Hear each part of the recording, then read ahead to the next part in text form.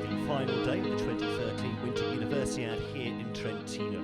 This 26th edition of the Games has been blessed by the spectacular scenery of the Italian Dolomites. Unrelenting sunshine really bringing out the best of this picture-perfect corner of the world, the majority of the time at least.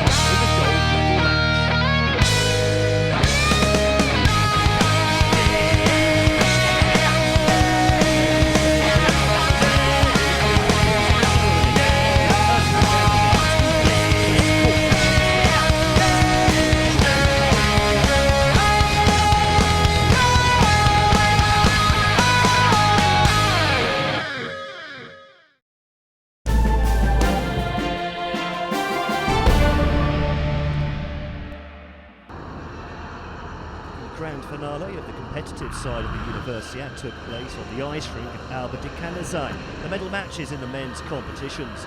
The main event, the final, pits 2007 champions Canada against 1995 winners Kazakhstan. Prior to that, the curtain raiser, the bronze medal match. The president qualifying, defending champions Russia was surprisingly beaten by the Canadians 2-1 in the semi-final. The Americans beaten by the Kazakhs in the semis, in search of their first medal since taking bronze in Lake Placid back in 1972. No shortage of excitement in the first period, most of it around the American net. 6 minutes in, the Russians on top already. Kirill Polyansky playing the pullback for Daniel Ferizulin to slam home textbook stuff from the Russians. The Americans a step off the pace. The Russians turning the screw in this opening period. Their second goal arrived just 3 minutes later. Vladimir Zhyakov with a long pass that split the defence. Alexander Sumin with the flick on. In spite of Matt Cooper's effort, the puck creeping over the line. American keeper a touch unfortunate as the puck squeezed through and ricocheted off his heel. Sumin will still claim it though. Another goal from Andrei Demidov left the Americans ring, but they didn't go down without a fight. Instead, they hit back. Sean Murphy on the puck in centre ice. He moved it to Jonathan Feeble. That's his second goal in the tournament.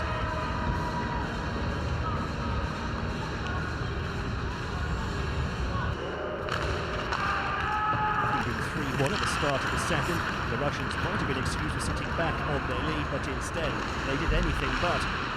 Just 42 seconds into the period, and they had yet another goal. Pavel Kopitin, the joint top scorer with 4 goals, burning down the left. His layoff gracefully fired in by Demidov, his second goal of the day. Kirill Putinov added a 5th to ensure that the Russians went into the final period with a 5-1 lead, one hand on the bronze medal. That then became 2 hands when Sumin added a 6th. Vitaly Menshikov and Demidov laying the groundwork. Sumin with the finish. The Americans did pull one back through Gerrit Sargis, but it was hardly a consolation. Russia taking it 6-1. They get the small consolation of the bronze medal.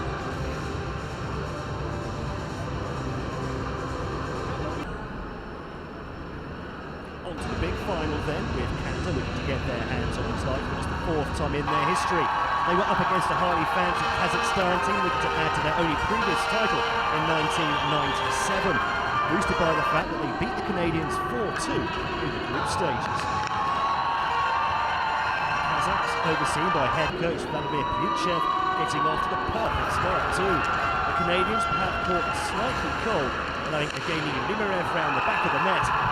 It seemed all far too easy for him to find Alexander Shin out in front to tuck home his second goal in the tournament after just 14 seconds. However, the Canucks were determined to show their true colours in this match, and they were soon back on level terms. A long pass from the back, pounced on by Mike Kazola, who then produced some very fancy stick work indeed with the Kazakh netminder in just the 4th minute. 2 minutes later, and Canada even moved into the lead. The Kazakhs caught in a break once again. Lukas Bludov seeing his shot rebound back off the keeper's face mask. Josh Day was on hand to tuck away the rebound 6 minutes in.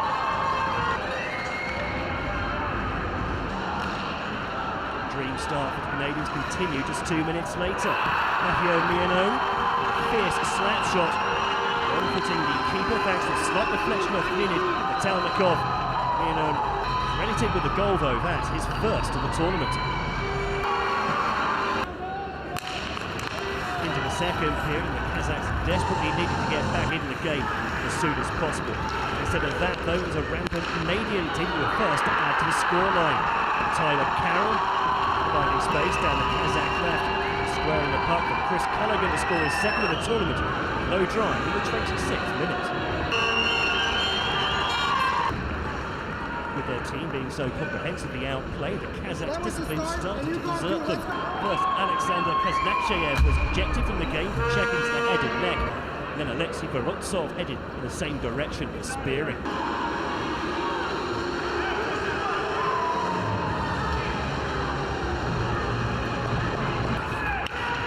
Kazakhs down by 2 players, another goal almost inevitable. Nick McNeil teed up for his 7th goal of the tournament. Still nearly 28 minutes to play at this point. Kazakhs today going from bad to worse early in the third period too. Two of their coaching staff were then invited to leave for swearing to the officials. That's hardly the best example to be setting either, as yet more players were thrown out of the game. Officials really earning their corner in this one.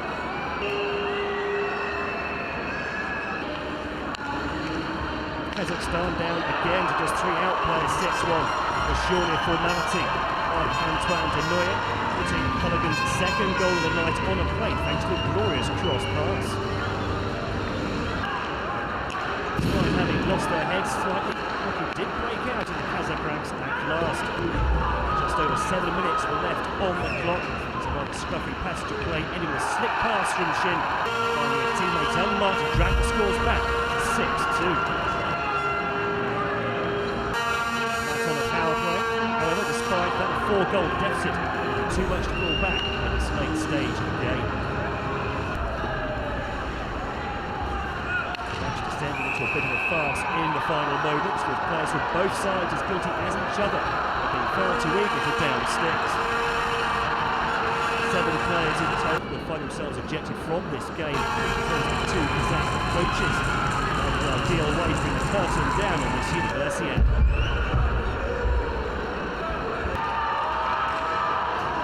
As the seconds ran out, the Canadian celebrations could begin in earnest though. Everyone onto the ice as sticks and gloves went flying.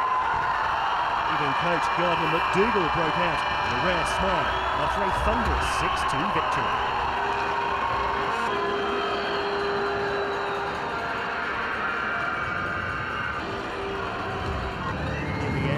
Did break out again, with the players finally getting around to their post-match handshakes, hot heads having cooled down by now.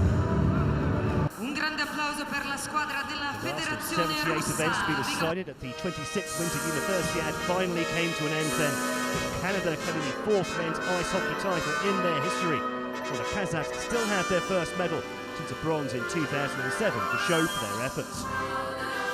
Russia disappointed not to have reached the final for the first time since 2001 after their 2-1 loss to the Canadians on Friday in the semi-finals.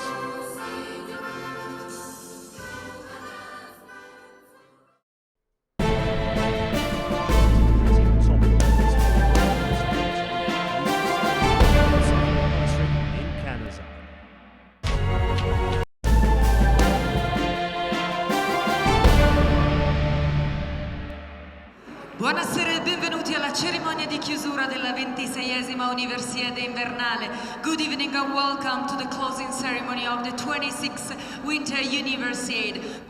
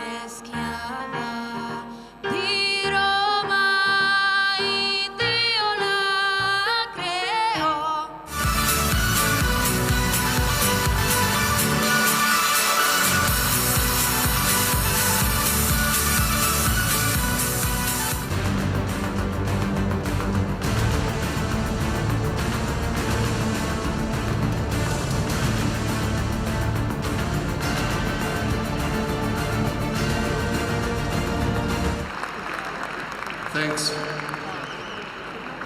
dear students, authorities, and FISU family, dear all, first of all, I would like to thank you for your sport talent, and I would like to wish you all the best for your academic, human, and sport success. We hope you will bring the 2013 Trentino Universiade experience in your hearts and in your minds. Inspired by you, thank you, grazie, grazie Trentino, grazie Italia.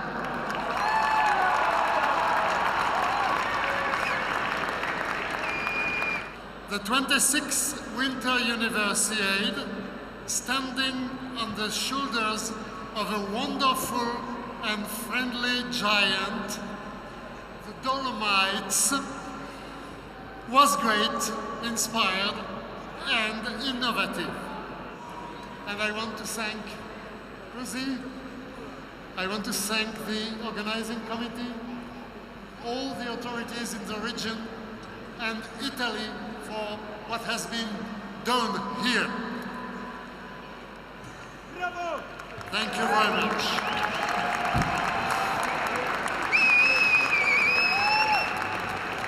And now, ladies and gentlemen, it's time. I am honored to declare the closing on the 26th Trentino Winter Universiade. Thank you. And bye-bye.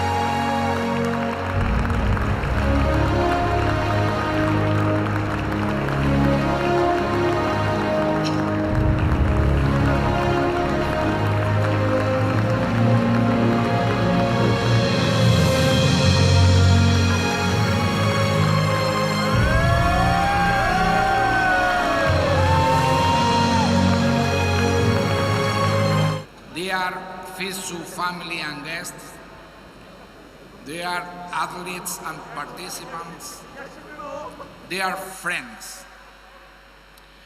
On behalf of the city of Granada, along with its university and ski resort, We are proud to receive this flag. The city of Trento leaves us, promising to organize a wonderful Winter Universiade 2015. May I finish my speech inviting you all to the Winter Universiade 2015 on behalf of all and every citizen of Granada, giving our promise that we will put the effort into making your stay unforgettable. We'll see you in Granada. Grazie e finalmente buon Natale per tutti. Thank you very much.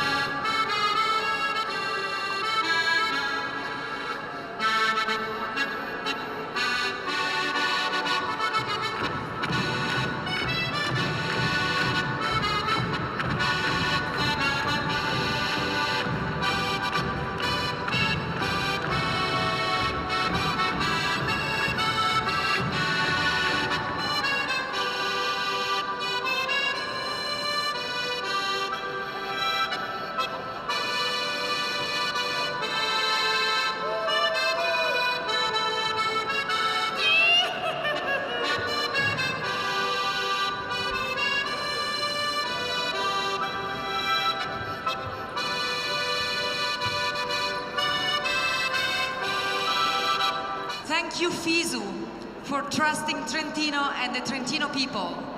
Thank you, volunteers. Without you, this would have not been possible. Thank you, everyone who made this experience so unique.